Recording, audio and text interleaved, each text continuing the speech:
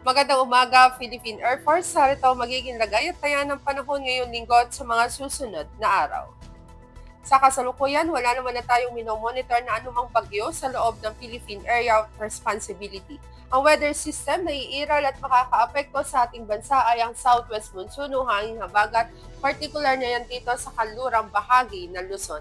Wala na rin tayong inaasahang malalakas na buhos na ulan gaya ng mga nakaraang araw, ngunit aasahan natin dulot pa rin ng habagat, patuloy na makakaranas ng occasional rains, particular dito sa Ilocos Sur, La Union, Pangasinan, maging ang Zambales, Bataan at Occidental Mindoro. Dulot pa rin ng habagat, taasahan naman dito sa Metro Manila, sa Cordillera Administrative Region, sa Cagayan Valley, sa Calabarzon, maging sa ibang nalalabing bahagi ng Ilocos Region, ibang nalalabing bahagi ng Central Luzon, at ibang nalalabing bahagi ng Mimaropa ang patuloy na maulap na kalangitan na may kalat-kalat na pag-ulan, pagkidlat at pagkulog. Samantalang sa ibang nalalabing bahagi naman ng Luzon, aasahan na natin ng bahagyang maulap hanggang sa maulap na kalangitan, ngunit may mga posibilidad pa rin yan ng mga pulupulong pag-ulan na kung minsan ay may pagkidlat at pagkulog.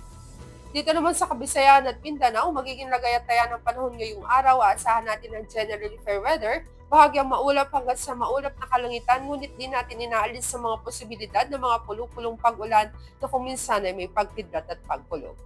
Para naman sa magiging lagay at taya ng panahon sa mga susunod na araw, Lunes hanggang Miyerkules, aasahan natin ng patuloy na maulap na kalangitan na may kalat-kalat na pag-ulan, pagkidlat at pagkulog. Dulot pa rin yan ng southwest monsoon o hanging habagat dito sa Metro Manila, maging sa Cavite, sa Angeles, at sa Lipa. Dito naman sa Philippine Rise, aasahan natin ng bahagyang maulap hanggang sa maulap na kalangitan, ngunit may mga posibilidad pa rin yan ng mga pulupulong pag-ulan na kung minsan ay may pagkidlat at pagkulog.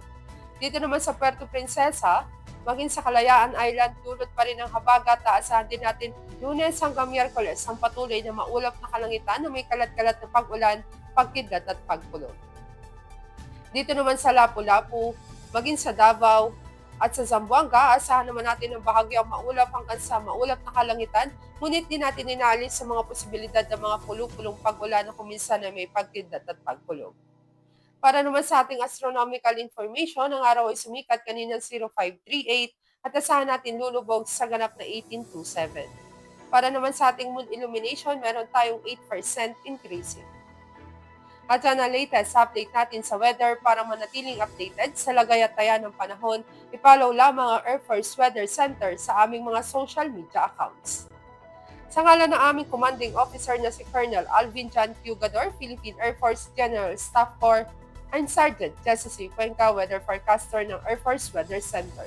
Muli magandang umaga, Philippine Air Force.